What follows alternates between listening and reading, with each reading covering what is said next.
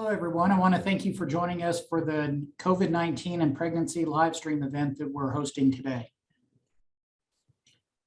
Just as a bit of information, the participants will receive a link following the program for an evaluation. You also may use the QR code that will be displayed at the conclusion of the live stream. So to introduce our speaker today, Dr. Knapp is an OBGYN with Total Woman, part of Norton Women's Healthcare. She's originally from Cincinnati, where she attended the Ohio State University for undergrad. She received her medical degree from the University of Florida and completed her residency at the University of Louisville, after which she decided to stay here in town. Dr. Knapp is a generalist with a special interest in adolescent care, robotic surgery, and sexual health. She chose to go into OBGYN because she's passionate about all aspects of women care, including surgery, obstetrics, and primary care. Thank you so much for joining us today, Dr. Knapp, and I will turn it over to you. Thank you so much for that warm introduction, and let me go ahead and share my screen. Thank you to all of you that have taken the time to listen in. I am very excited to have the opportunity to discuss this important topic.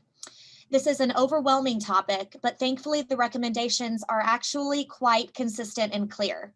At the conclusion of this talk, I am hopeful that you all will have a good understanding of the impact of COVID-19 on pregnancy and the strong recommendations for vaccination of pregnant women. I have no conflict of interest or financial disclosures to report, unfortunately. Okay. Once again, the goals of this talk are to understand how COVID-19 infection impacts the pregnant woman, fetus, and neonate. To understand the recommendations for vaccination in pregnancy and safety of its use, to understand the implications of both the COVID-19 infection and vaccination on breastfeeding. And I also included several gynecology topics in this talk, as I know for the primary care providers listening in some cases you see non-pregnant women of reproductive age even more than we as OBGYNs do. Therefore, I will discuss the impact of COVID-19 infection on vaccination and vaccination on fertility and miscarriage. So first, let's discuss how the COVID-19 pandemic has affected our pregnant population. Most pregnant patients are young and healthy. I often hear my patients say that they are unconcerned about getting COVID because they never get sick. However, it has become clear that pregnant individuals are at a much greater risk for severe COVID-19 infection than the general population. For example, they have a 3-fold increased risk of ICU admission, 2.5-fold increased risk for the need to be on ECMO, and a 1.7-fold increased risk of death. The risk of severe infection is especially high for those with pre-existing health conditions, such as obesity, diabetes, and heart disease. As is consistent, unfortunately, with most aspects of obstetrics, the Hispanic and Black pregnant population is disproportionately affected by COVID-19 and at even greater risk of severe disease. It is much more likely for women with COVID-19 to deliver preterm, either due to maternal complications or the infection's impact on the placenta and fetal status. Pregnant women may be getting a more severe COVID infection due to a relatively immunosuppressed state. One study showed that pregnant individuals have less detectable antibodies than non-pregnant people, thus meaning their mounted antibody response may be inferior. One particularly poignant study that illustrates this is the study called the GRAVID study. It is a retrospective cohort study that measured whether COVID-19 infection in pregnancy was associated with an increased maternal morbidity and mortality. They measured maternal death as well as hypertensive disease, postpartum hemorrhage, infection, and need for C-section. Their results showed that there was an increased risk of maternal mortality and serious morbidity from obstetric complications in those patients with COVID, as the graph to the right illustrates. Now that we know how COVID-19 is affecting our mothers, how is it affecting the fetuses? As previously stated, those with COVID-19 are more likely to deliver preterm. However, they are also more likely to have miscarriages, as this systemic review demonstrates. It is hypothesized that due to that this could be due to COVID-19 leading to placental inflammation, chorioamnionitis, and ultimately placental insufficiency that ultimately leads to fetal death. Moreover, unfortunately, COVID infection also increases the risk of stillbirth.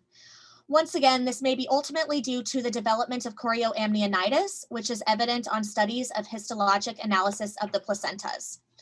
Or this may be because of vertical transmission of COVID-19 from the mother to the fetus prior to the delivery. This is thought potentially because COVID-19 has been detected in PCR studies in amniotic fluid from amniocentesis before the water is broken at all. It has also been detected in the umbilical cord right at the time of delivery and in neonatal serum at delivery. Additionally, infants from mothers that had COVID-19 in pregnancy have some IgM antibodies in the serum. Now, going back to medical school, just as a reminder, IgM antibodies do not cross the placenta. So these can't be maternal antibodies. These antibodies must be from the fetuses mounting an immune response to the infection. So for the fetuses, fortunately not impacted by stillbirth or preterm delivery, there may still be consequences from the maternal infection. One study showed an increased presence of cytokines that may be impacting the developing brain on the fetus, which could cause neurodevelopmental disorders in the future. So for those patients with COVID-19 in pregnancy, how should we proceed with treatment? I won't really be doing a thorough review of treatment recommendations, as I feel our intensivists and pulmonologists are better equipped for that discussion. However, in general, remdesivir is the most widely used treatment in pregnancy, and it is actually the only FDA-approved treatment for COVID-19 in pregnancy. And this can be easily ordered for pregnant patients at Norton as an inpatient or an outpatient transfusion. And we have been routinely giving this to our pregnant patients in my practice as well. Additionally, monoclonal antibodies can be considered as well, especially if one has risk factors for very severe disease, such as pre-existing cardiac or pulmonary disease. Case reports have shown that this has been safely used in several instances. Drugs that are discouraged in pregnancy at this time include the chloroquines, azithromycin, interferon, and ivermectin. All other drugs are considered experimental in pregnancy at this point. However, ACOG and the CDC does recommend that continued studies with experimental drugs include pregnant patients, as no clinical trials for the treatment drugs have included those that are pregnant or lactating up to this point. The most important takeaway regarding treatment of COVID-19 in pregnancy is that remdesivir should not be withheld just because they are pregnant. In one important study, remdesivir showed that pregnant women with severe COVID-19 infection had high recovery rates. About 93% of those intubated were successfully extubated, 93% fully recovered, and 90% were discharged. And there was a very low rate of serious adverse effects. Most adverse effects were related to the pregnancy itself or pre-existing disease rather than to the treatment. So you can feel confident to prescribe remdesivir in pregnancy, and you should. So how should we approach the prevention of venous thromboembolism in pregnant patients that have COVID-19? As you know, pregnancy is a hypercoagulable state. COVID-19 is also associated with a prothrombotic state, leading to increased levels of fibrin degradation products, fibrinogen, and D-dimer levels. According to the NIH, patients that require hospitalization for COVID-19 should get prophylactic anticoagulation while in the hospital. However, it is not necessary to continue this upon discharge. A big question that I had was, what about the use of baby aspirin?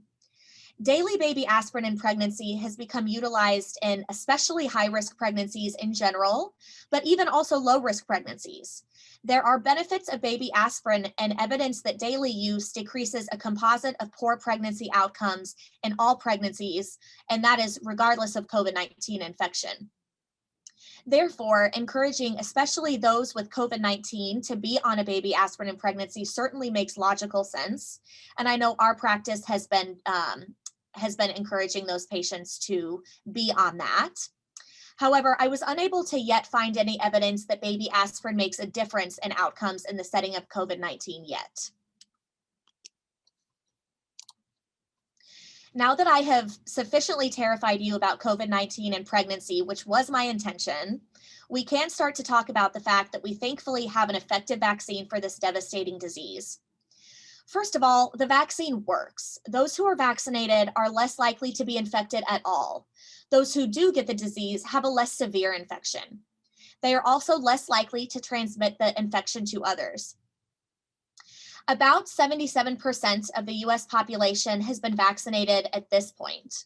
But according to the CDC, 19% of adults still don't intend to be vaccinated at any point. And one thing I think is important to note is that 75% of the unvaccinated population is under age 50. That's essentially our reproductive population. And I know anecdotally, it still seems as if a great percentage of our pregnant and reproductive population is still refusing vaccine.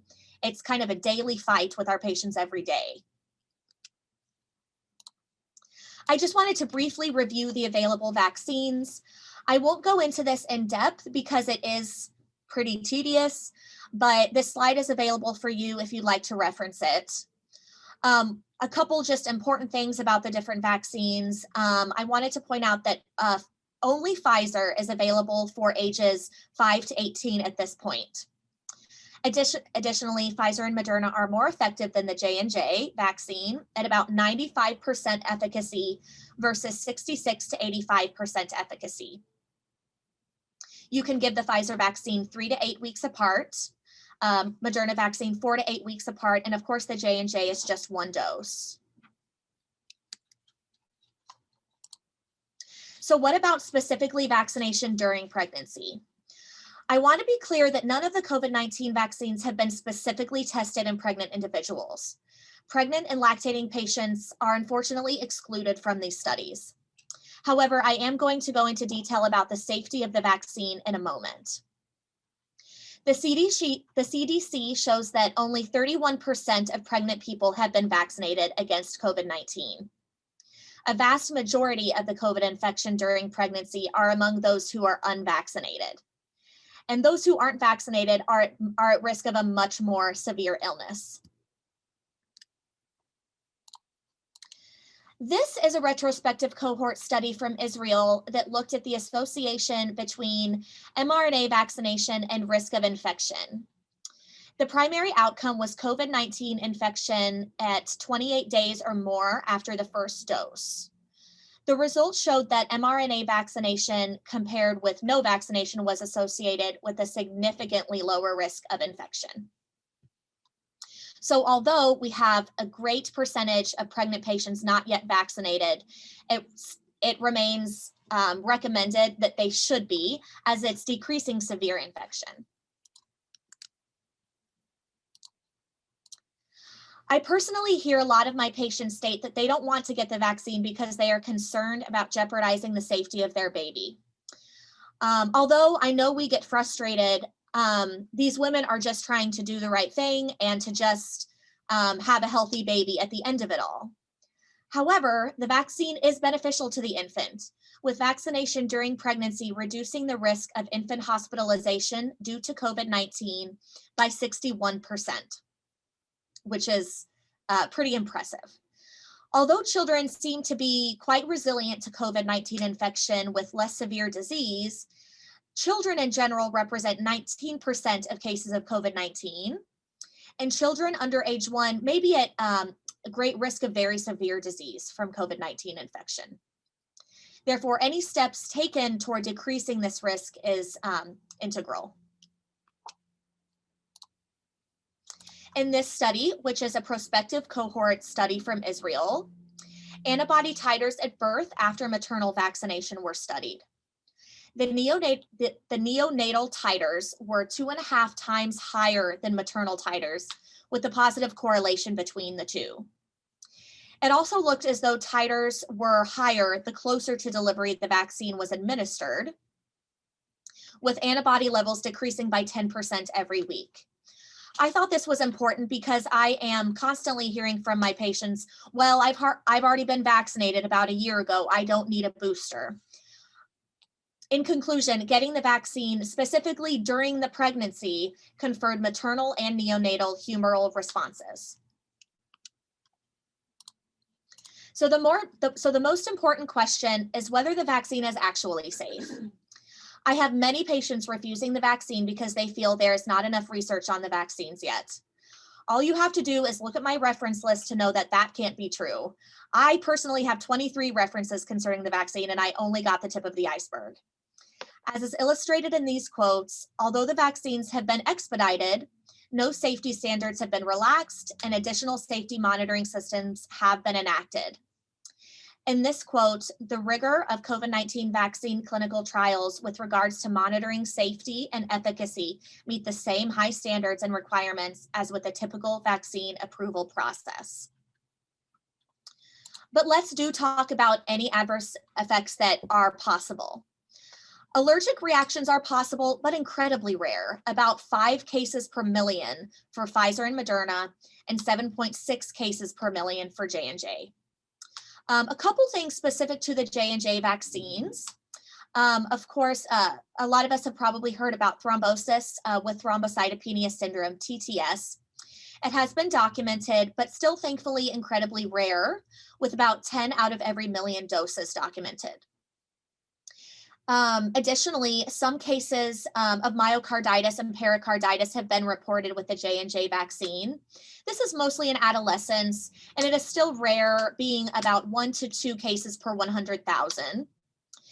And the J&J remains an option when a person is unable to get the mRNA vaccine, or there is, for whatever reason, a contraindication to the mRNA vaccines, or if they have expressed an informed decision to get the J&J vaccine instead. So are vaccines considered safe specifically in pregnancy? There has been no increased adverse effects when administered during pregnancy in comparison to the general population. No negative effects to the pregnant mother or the fetus has been documented to date. I'll just go ahead and read this third quote. Data from thousands of individuals show that COVID-19 vaccines are both safe and effective when administered during pregnancy. The same data are equally reassuring when it comes to infants born to vaccinated individuals. And in fact, vaccination during pregnancy may extend protective benefits to newborns after delivery. That's a very powerful quote, and all of these 3 quotes are from the CDC that you can reference. So now to kind of switch gears to breastfeeding and lactation. Mothers who are breastfeeding that are infected with COVID-19 should absolutely continue to keep breastfeeding. Although there is evidence, as I said previously, of vertical transmission during pregnancy, there's actually no evidence of transmission of the infection from mothers to infants through the breast milk. Therefore, do continue to keep breastfeeding. When possible, one should wear PPE if you have an active COVID-19 infection due to risk of airborne transmission. In fact, breastfeeding is protective to the infant whose mother has a COVID-19 infection. IgA antibodies are detected in milk within 5 to 7 days. So infants may be getting a humoral response if they are breastfeeding. However, even with the increase in antibodies after infection, there is a much greater increase in antibodies after vaccination than infection. So this is still not an excuse to not get the vaccine just because you have had the infection. So we know that vaccine during pregnancy generates antibodies in breast milk that can protect newborns and infants from the infection. In this study, which is a prospective study in Boston, they compared individuals vaccinated versus infected with COVID-19 and measured maternal and umbilical cord samples of antibodies at birth and at 6 months of life. The vaccinated mothers had significantly higher titers at delivery and at 6 months of life. The highest titers are those that were vaccinated in the late second trimester and early third trimester. Importantly, it isn't known which antibody titer is actually important and protective against COVID-19 in these infants. This is very important information because none of the vaccines are currently planned to ever be administered to infants younger than 6 months. So anything we can do to help prevent their infection is significant. Now I want to switch gears to some topics in gynecology.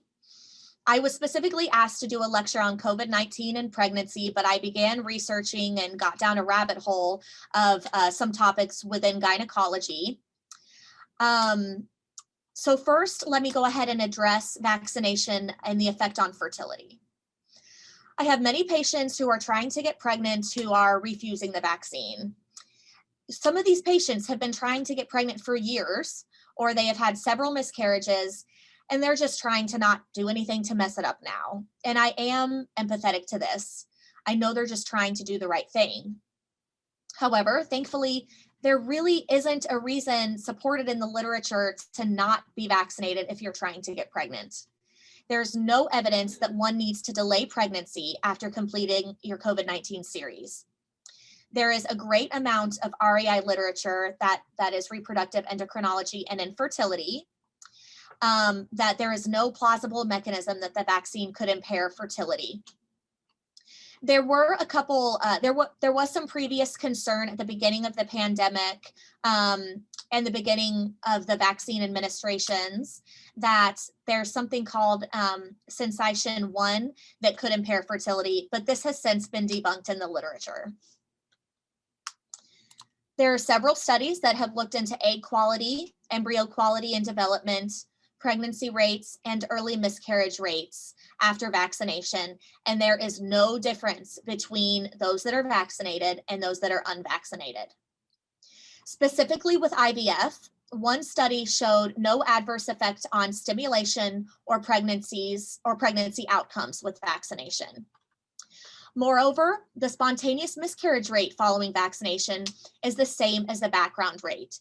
The vaccine does not increase your risk for miscarriage or impair your fertility. In one noted study called PRESTO, which is a prospective cohort study, COVID-19 vaccination was not associated with fertility in either, impaired fertility in either partner. However, it did seem to transiently reduce fertility, and the infection itself seemed to transiently reduce fertility in men. Thankfully, the infection itself did not affect female fertility. So just as a summary of this study, COVID-19 infection may be associated with a short-term decline in male fertility, but vaccination does not impair fertility in either partner. Okay, what about vaccination and the menstrual cycle? I have several patients that have refused vaccination because they've heard that it messes up your periods. There is not a tremendous amount of data on this yet, and I hope there's more because women seem to be very concerned about this. One study showed a temporary, not clinically significant change in cycle length of less than 1 day and no change in length of menstrual bleeding. These changes resolved within 2 cycles. So there may be a difference in a day for 2 months. So that doesn't appreciably affect menses. Additionally, I just think it's important to note that there's no recommendation to discontinue or change hormonal contraceptive methods in women who have received the vaccine or have had the infection. And I think this was important as, COVID-19 infection is, as previously mentioned, prothrombotic, as well as some hormonal contraceptives with estrogen in them. However, there's not evidence that they have an increased risk of venous thromboembolism. So just to touch a bit on the vaccination impact on mammography, it is true that the vaccine can cause temporary enlargement of lymph nodes that can result in a false positive mammogram. However, this is not the only vaccine to do so. Other vaccines like Tdap and the flu shot do this as well. Therefore, mammograms should be conducted prior to COVID-19 vaccine or postponed, if possible, for 4 to 6 weeks following the second vaccine dose to avoid uncertainty in interpretation of mammogram results and potentially needing more evaluation and invasive testing.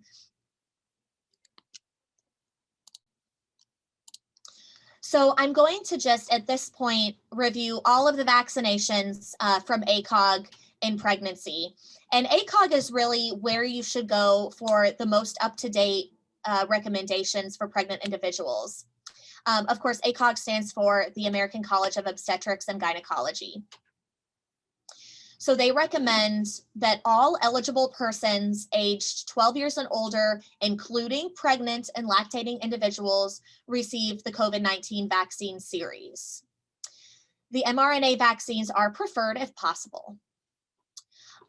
For patients who refuse the vaccine, we are supposed to be documenting that in the medical record, and they do specify that as in prenatal care visits, we should continue to discuss at subsequent visits. It says OBGYNs and other women's healthcare practitioners should lead by example and be vaccinated. Hopefully this isn't a continuing issue given Norton's recommendations for vaccination. COVID-19 can be administered with other vaccines. So in pregnancy, that would be, the Tdap, the flu vaccine, outside of pregnancy, Gardasil, things of that nature. Moderately to severely immunocompromised individuals, and they list, for example, solid organ transplantation or conditions equivalent to this, should receive an additional dose of the COVID-19 vaccine after their initial series. And this should be about 4 weeks after. So that's not including the booster. That's meaning 3 initial vaccines.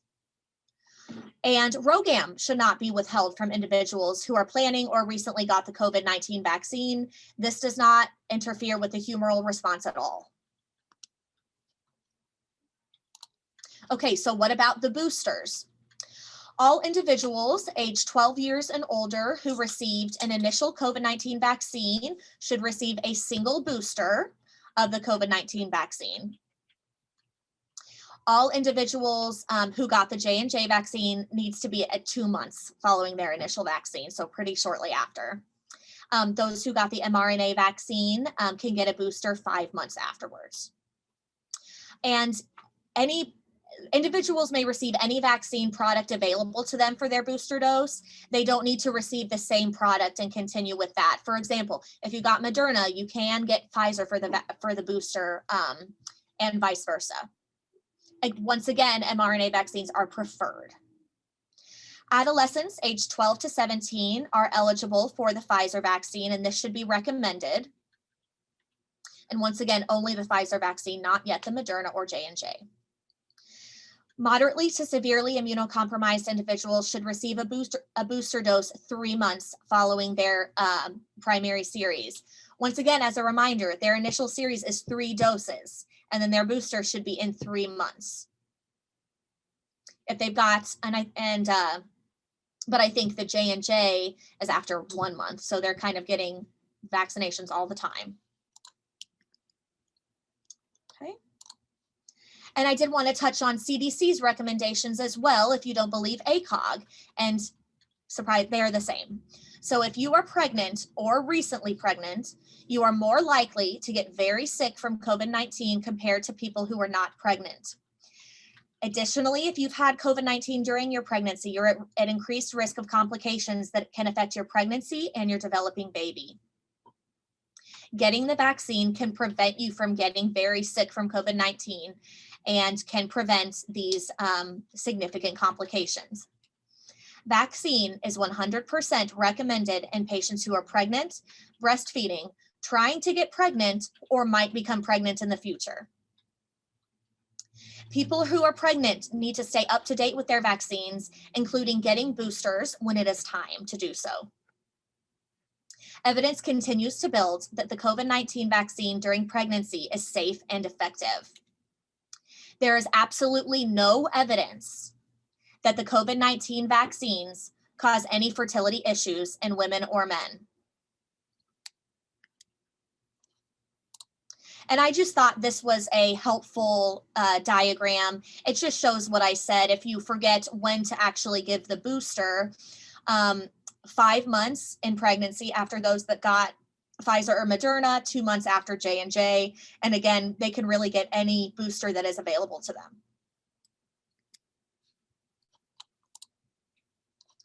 So for some final words, these are statements from ACOG. And again, ACOG is really the source that we use most often for recommendations for COVID-19 and vaccination and pregnancy. As the leading organizations representing experts in maternal care, we continue to strongly urge all eligible individuals, especially those who are considering pregnancy, who are pregnant, recently pregnant, and lactating, to be vaccinated against COVID-19. Pregnant individuals are at increased risk of severe COVID-19 infection, ICU admission, and death, as well as adverse pregnancy outcomes. If an individual is pregnant, the best way to protect themselves and their pregnancy against the potential harm from COVID-19 infection is to be vaccinated. And the third one is my favorite. Despite recommendations from ACOG and the Society for Maternal Fetal Medicine, as well as other organizations dedicated to the maternal health and public health, vaccination rates among pregnant people remain alarmingly low. Unfortunately, OBGYNs around the country are witnessing the crisis of unvaccinated pregnant people being hospitalized and dying due to COVID-19 infection. ACOG hopes that today's health advisory from the CDC, combined with the existing clear medical consensus in support of vaccination, will encourage pregnant people to choose vaccination. I'm sorry to just kind of read off of a slide of those 3 quotes, but I just think they're very powerful and they give us, clear, concise recommendations. So in conclusion, there is no reason at all for pregnant women to not get vaccinated. And in fact, it is absolutely recommended to prevent severe COVID infection and terrible consequences on the mother, the fetus, and the neonate. And here are a list of my references. I think in general, if any of you are looking for references, the 3 that I would lean on, ACOG has really everything on its website regarding COVID-19. CDC has an entire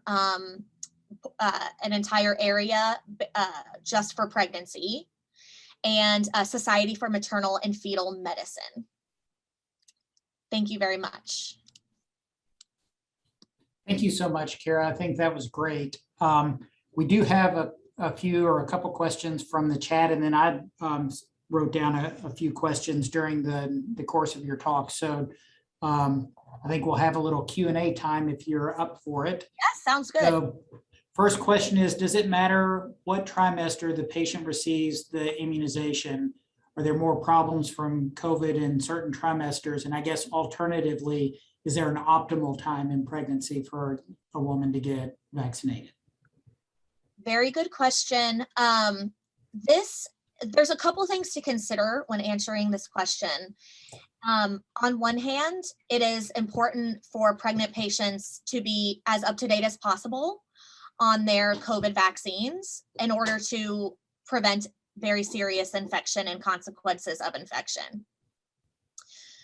On the other hand, as we see, the antibody titers in breast milk are highest if you get a vaccination or at least a booster in the late 2nd trimester and early 3rd trimester. So that is something to consider. I think something that sounds reasonable is if you haven't been vaccinated at all, please get vaccinated as soon as possible. But if you're kind of deciding when to get the booster, it may be nice to get the booster in the late 2nd trimester or early 3rd trimester. But that is going to have to be kind of a discussion with your patients regarding that. So not sure if this is something that you've come across in your research, but is there a noticeable difference in the fetal outcomes, including neurological, based on the variant of COVID that was contracted during pregnancy? Oh, good question. I did not come across that. It certainly seems, as far as the mothers go, the Delta variant was quite severe. The Omicron, it seemed a lot of people were getting the Omicron, but weren't as seriously infected. But that doesn't answer your question about the fetus. So I honestly am not sure about that, whether that's going to make a difference or whether there have been studies done on that yet. Yeah, I don't know that there's literature on that, but my supposition is the more severe the disease was, the more severe the effects would be on the fetus, simply from the oxygenation issues, et cetera. So therefore, Delta and our first wave would be among the worst. That would certainly make sense to me. I mean, Delta we were seeing patients in the ICU all the time. We were having preterm deliveries because of, preterm deliveries of patients that were intubated. One would suspect that if they're having severe maternal consequences, that's going to make a bigger impact on the fetus. I would certainly suspect that. So another question, are you finding patients refusing the COVID vaccine only and accepting the other recommended vaccines such as flu and Tdap, et cetera, or just a stronger anti-vax response? Good question. All of the time do I find patients, I'll get the flu, I'll get the Tdap, I won't get the COVID vaccine. This is constantly. And I think the biggest reasons that I'm given are, I touched on this a little bit during the talk, but there's not enough research, there's not enough long-term data. Those are kind of and also I hear, well, I'm young, I'm not going to get that sick from COVID, even if I get it. Another big one is I've already had COVID. Those are probably the 4 off the top of my head reasons why they're not getting it. And of course, as I discussed during my talk, well, it doesn't matter if you're young and healthy, you can still have an extremely severe COVID infection. There is extensive data as far as the safety of the vaccines, and however, like I said, pregnant patients not being involved in the trials, but literally no negative effects to the mother or fetus has been documented to date. But yes, all the time our patients refusing the vaccines, specifically the COVID. Okay, what's the current policy with COVID positive mothers, symptomatic versus asymptomatic, at birth right now and being with the infant afterwards? We are allowing that. Earlier they needed to be separated, but no, we're not separating them anymore. We are strongly recommending that they wear PPE.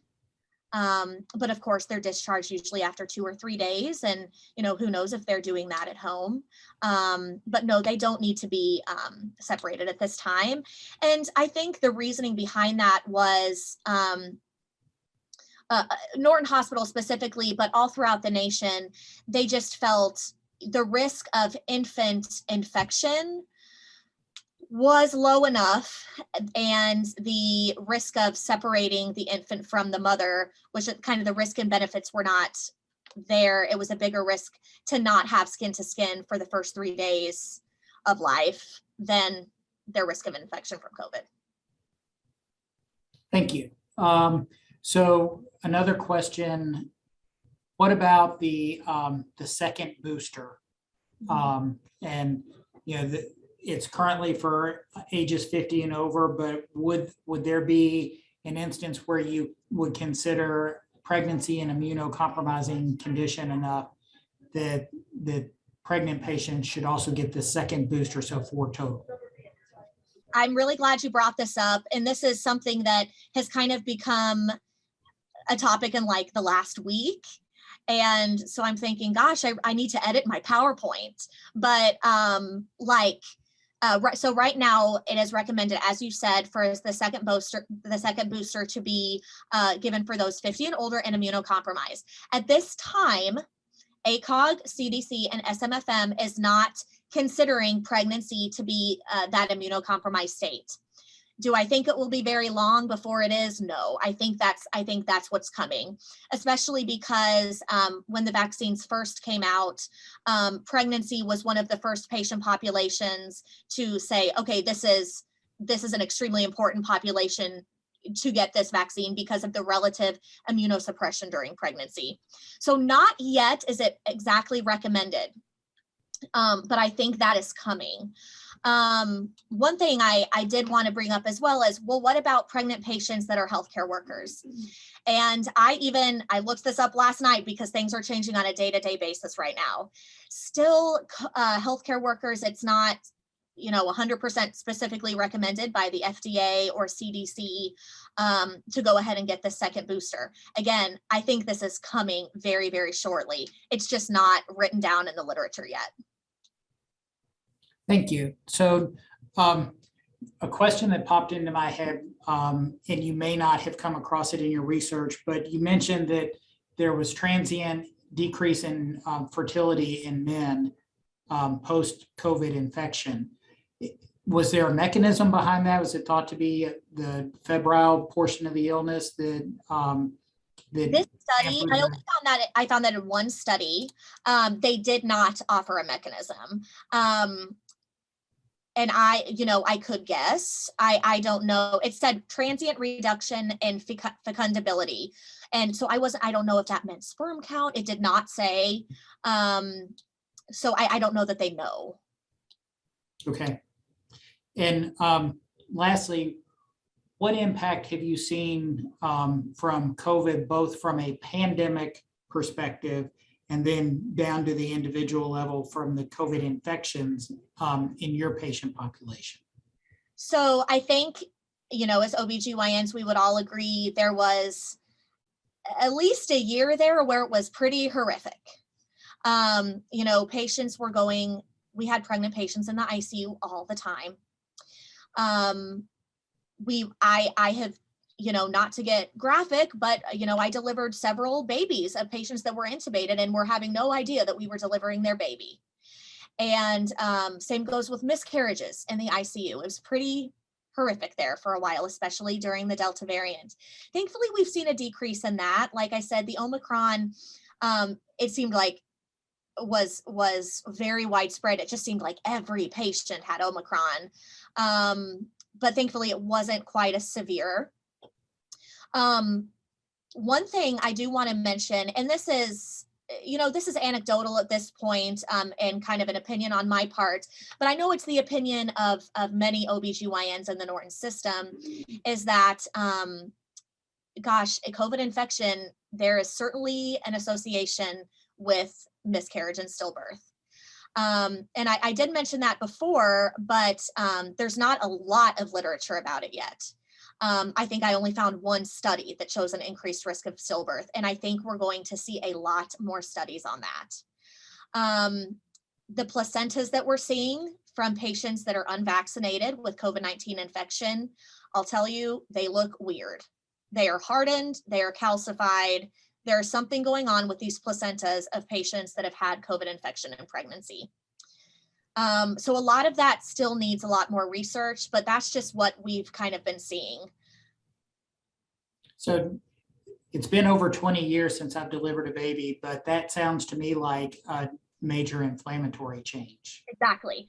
Yeah, and they're thinking a lot of studies are being done about what exactly is happening to the placentas. Like I said, it's kind of causing a form of chorioamnionitis, but not, the typical chorioamnionitis that we get during labor, or if you have pre-labor rupture of membranes, it's just inflammation of the placenta with intact membranes. And they're thinking that there can be clots in the placental vasculature, and ultimately by inflammation and that poor vascularity leading to placental insufficiency is our best guess at this point. And so you have not seen that by and large in vaccinated population? The placentas that are most notable are certainly those that are unvaccinated, but that may be just because those that are vaccinated get the infection less. So I don't know that, if you're vaccinated and you do get the infection, that it would, I'm not sure that it prevents placental issues. It certainly makes sense given the vaccine does prevent a severe infection and it prevents poor pregnancy outcomes. But that isn't, it's not mentioned in the literature quite yet. By that logic, were you seeing that more during the Delta wave than Omicron? No, we're still seeing, well, I guess just anecdotally, yes, more stillbirths and miscarriages during the Delta wave, but it's still an issue. It is still an issue. I delivered one the other day and it just, the placenta looks like a hardened disc. That's crazy. I know a lot of this is anecdotal and that's my opinion, but just things to think about. It's certainly suspicious. Yeah, it sounds like a good retrospective waiting to happen. Yes. I think we're going to see a lot more literature on that, and I hope so. I don't see any other questions unless somebody else sneaks one in here. Can the changes that you saw in the placenta be seen on ultrasound? So if there's a lot of calcification, yes, there can. So I think that's a good point and potentially, good study material. I don't think every change can be seen on ultrasound, but certainly the calcifications, yes. It is hard to quantify calcifications on ultrasound. So that would be something that may be an obstacle in studies, but. Sure.